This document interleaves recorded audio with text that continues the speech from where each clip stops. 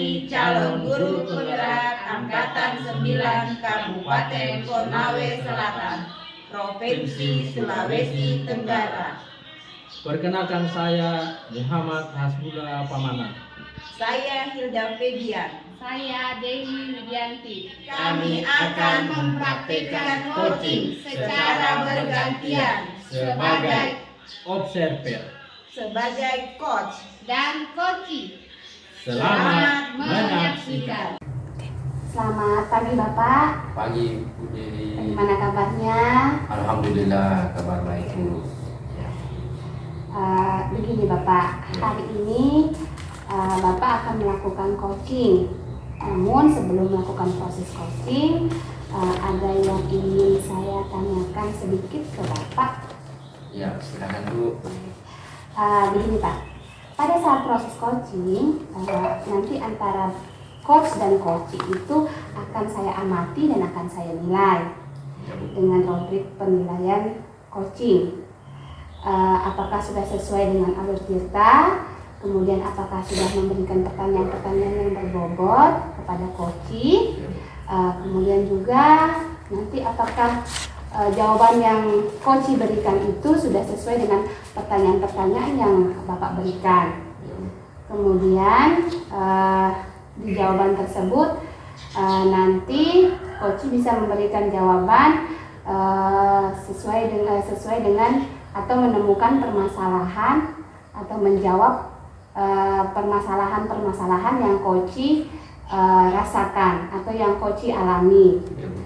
Kemudian juga nanti Bapak menyesuaikan dengan prinsip coaching, diantaranya kemitraan, kemudian ada proses kreatif, dan juga memaksimalkan potensi coaching. Nah, sebelum proses coaching dimulai, ada beberapa pertanyaan yang ingin saya tanyakan ke Bapak. Bagaimana Pak? Ya, boleh Bu, boleh. Ya. Baik, yang pertama itu kompetensi apa yang ingin Bapak kembangkan? Terima kasih Bu Dewi. Jadi dalam proses coaching nanti ada beberapa kompetensi yang ingin saya kembangkan. Ya. Yang pertama itu kehadiran penuh atau present. Kemudian yang kedua, bagaimana kita mendengarkan aktif. Kemudian yang ketiga, bagaimana kita memberikan pertanyaan-pertanyaan yang berbobot kepada coach. Ya, mungkin dengan pertanyaan berbobot kita bisa menggali apa permasalahan dari coach tersebut. Baik, Bapak. Dari ketiga kompetensi yang Bapak telah sampaikan tadi, kira-kira kompetensi yang lebih spesifik yang ingin Bapak kembangkan itu yang mana Bapak? Dari ketiga tadi kompetensi yang saya sampaikan, jadi kompetensi yang lebih spesifik lagi mungkin yang saya akan kembangkan dari proses coaching, yaitu yang pertama itu kehadiran penuh atau present, kemudian yang kedua mendengarkan secara aktif, kemudian memberikan pertanyaan-pertanyaan yang berbobot kepada coaching. Jadi itu kompetensi yang spesifik yang ingin Bapak kembangkan ya Bapak ya. Kira-kira indikator ketercapaian dan tujuan pengembangan yang ingin Bapak capai sendiri itu seperti apa ya Bapak? Indikator ketercapaian yang akan saya dapatkan nanti yaitu bagaimana seorang coach itu mendapatkan solusi yang akan dihadapi. Jadi seorang coach itu mengemukakan permasalahan yang dihadapi, dan seorang coach itu bagaimana dia mencari solusi dari permasalahan yang didapat. Saya kira mungkin itu indikator yang akan saya dapatkan. Jadi indikator yang ingin Bapak capai itu bagaimana seorang coach tersebut menemukan jawaban atau solusi dari permasalahannya Bapak ya? Iya Bu, betul Bu. Baik. Kalau begitu terima kasih sekali atas jawaban Bapak. Untuk selanjutnya nanti silakan Bapak melakukan coaching dengan sebaik-baiknya. Nanti setelah proses coaching selesai kita akan berbincang-bincang lagi Bapak. Iya Bu, terima kasih Bu. Terima kasih Bapak. Ya, Assalamualaikum Bu Hilda, bagaimana kabarnya pagi hari ini? Waalaikumsalam Pak. Alhamdulillah kabar saya hari ini baik. Ya, alhamdulillah kabar baik. Jadi kita semua alhamdulillah kabar baik dan selalu dalam lindungan Tuhan Yang Maha Esa. Amin. Sepertinya saya lihat dan saya dengar kemarin katanya Ibu mencari-cari saya. Ya, kira-kira dalam hal apa itu, Bu? Iya Pak, betul sekali. Saya mau menceritakan permasalahan saya yang ada di sekolah nih Pak. Oh begitu, Bu. Jadi Ibu punya permasalahan. Jadi mungkin Bu, karena saya juga ada kesibukan lain, jadi waktunya mungkin kita untuk menyampaikan permasalahan Ibu kurang lebih 15 sampai 20 menit, Bu. Ya, mungkin Ibu bisa menceritakan kira-kira apa permasalahan yang Ibu ini, Pak? Jadi begini Pak, saya melihat itu di sekolah saya terkadang-kadang budaya positif yang sudah disepakati itu kurang diterapkan secara maksimal di sekolah Pak. Oh, jadi saya tangkap dari permasalahan Ibu, budaya positif yang sudah disepakati tapi kurang diterapkan secara maksimal, dan kira-kira yang tidak diterapkan secara maksimal itu kira-kira apa penyebabnya sehingga kurang diterapkan secara maksimal?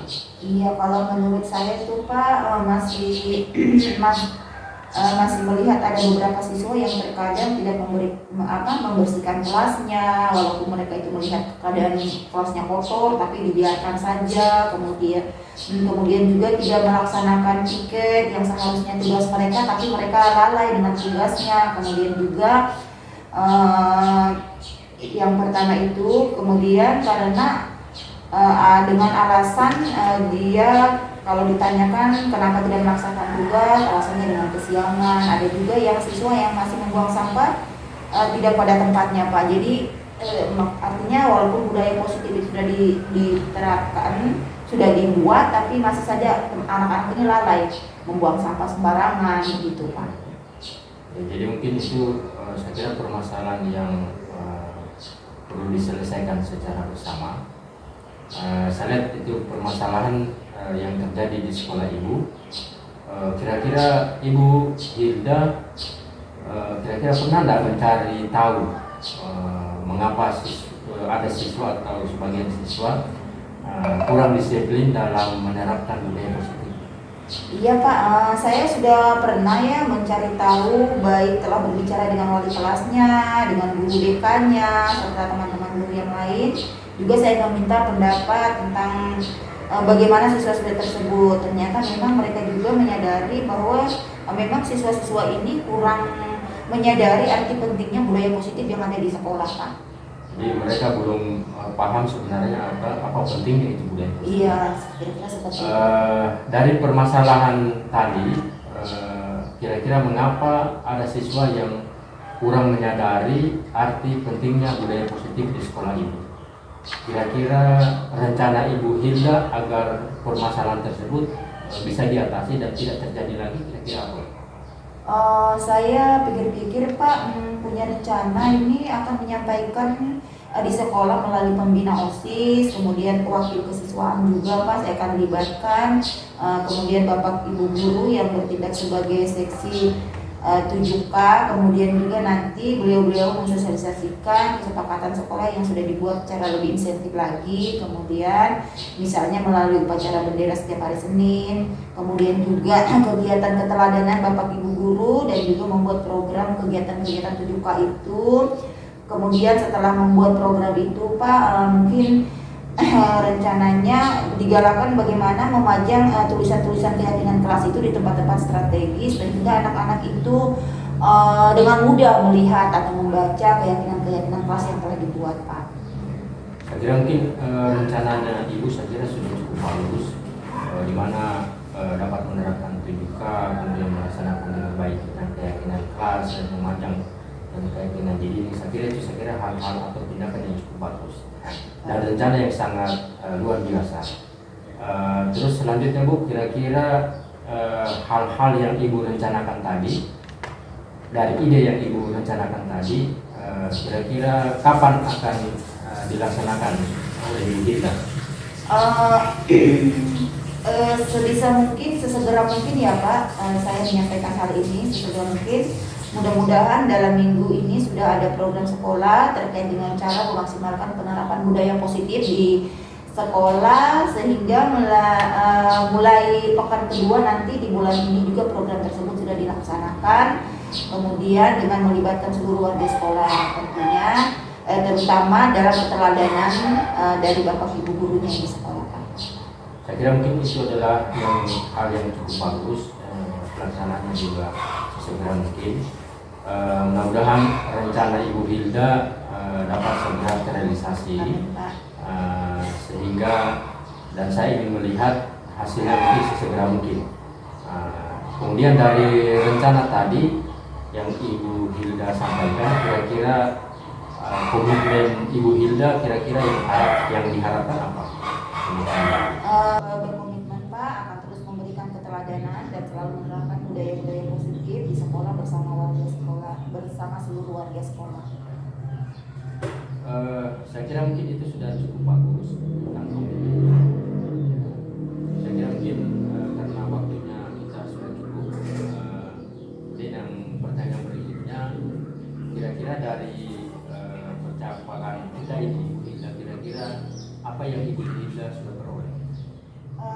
Alhamdulillah Pak, dari percakapan kita ini sekarang saya lega karena melalui perbincangan kita ini Pak, saya telah setelah menceritakan permasalahan di sekolah saya lebih saya mendapatkan solusi bagaimana saya harus lebih memperhatikan lagi terhadap perilaku siswa saya dan menerapkan budaya positif, serta bagaimana budaya positif itu kita menyesuaikan sesuai dengan lingkungan sekolah Pak.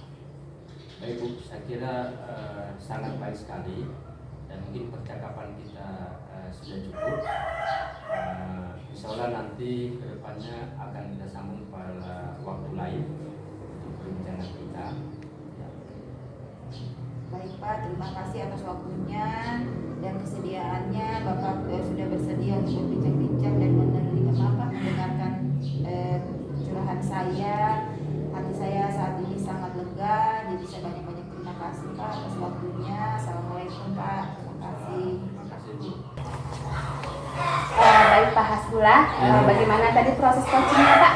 Ya, alhamdulillah Bu, ya berjalan dengan baik, ya tanpa halangan sedikit pun. Nah, sekali ya Pak ya. Setelah proses coaching tadi, ada beberapa pertanyaan yang akan saya ajukan ke Bapak. Ya. Tadi dalam proses coaching yang sudah Bapak lakukan terkait dengan indikator yang ingin Bapak capai itu bagaimana Pak? Terima kasih Bu Dewi. Jadi dalam proses coaching tadi, saya sudah melakukan atau melaksanakan proses coaching dan sudah sesuai dengan alur delta. Di mana saya sudah menanyakan tujuan, selanjutnya saya sudah mengidentifikasi permasalahan, kemudian menanyakan rencana aksi kepada coaching dan menanyakan bagaimana tanggung jawab seorang coaching terhadap rencana aksi tersebut. Dan juga saya sudah berhasil menggali potensi dari coaching untuk menemukan solusi dan permasalahan dari coaching. Sangat baik ya Bapak ya. Nah, tadi Bapak sudah berhasil melakukan coaching dengan menggunakan alat delta.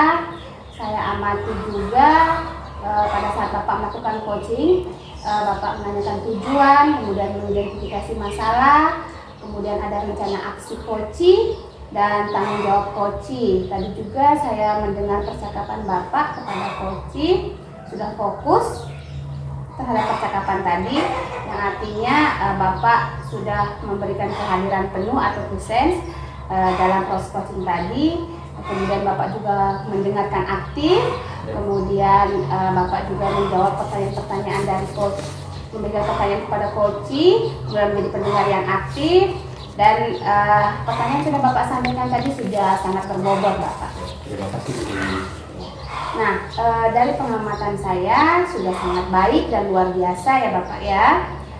Bapak sudah melakukan proses coaching, mudah-mudahan ke depannya Bapak semakin sukses dalam melaksanakan proses coaching berikutnya dan memaksimalkan lagi coaching-coaching yang akan Bapak rencanakan ke depannya. Iya Bu, baik Bu.